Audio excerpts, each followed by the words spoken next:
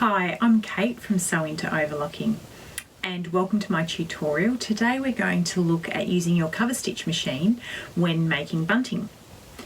So there's lots of different accessories that you can get for your machine, and depending on the brand and the model that you have, that's all going to vary slightly. But today I'm going to be working with a 36mm double fold woven bias binder. So with something that looks like this, you can only use woven fabrics through it, whereas sometimes the binders will look like this.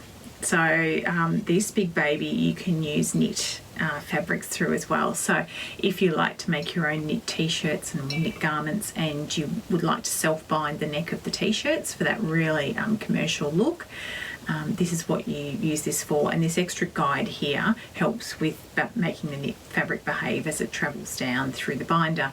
This can be used as a woven binder as well, but today I'm going to be working with the 36mm binder. So let's have a look. Okay, so here we are, nice and close to the machine. I've got my binder sitting here ready to go.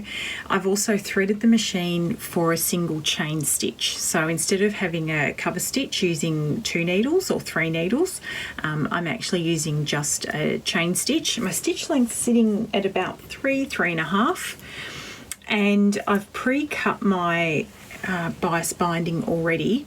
So that's to size, and you'll need to check depending on the size of the binder that you're working with. Now sometimes the fabrics, if they're a little bit soft, they may not behave very well, so giving them a spray starch to start off with is a great idea. My favourite's Mary Ellen's Best Press. You'll find often with an aerosol spray starch you get residue, particularly on a dark fabric like this grey, and you tend to get a bit of a white residue. With Mary Ellen's Best Press being a liquid starch, that just never happens.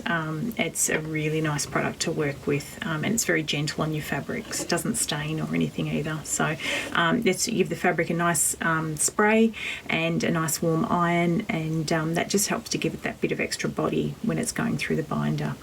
So we're sliding it through this open end of the binder here, and this is where your tweezers or screwdriver always help.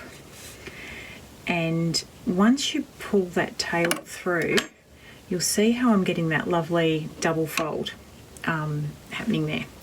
So raise the presser foot and make sure that your needle's up, and then we're going to place the binding under the foot in position.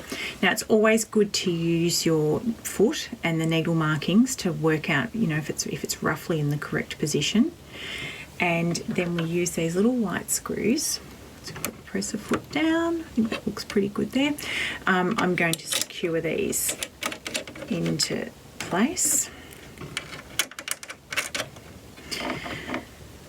Okay, so it's always good to do a bit of a test sew and see where the binding's actually going to stitch.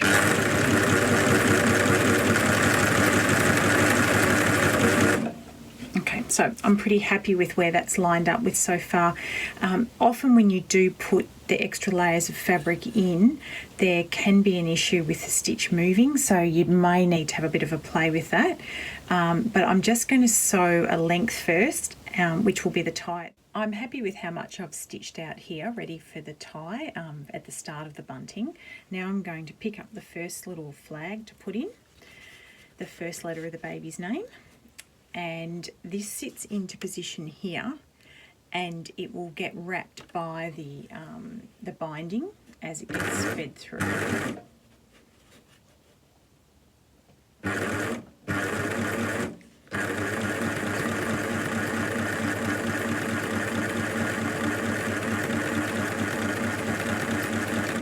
Okay, then we're going to pick up the second letter and pop that into position, and I'm just going to keep going and I'll show you the end result.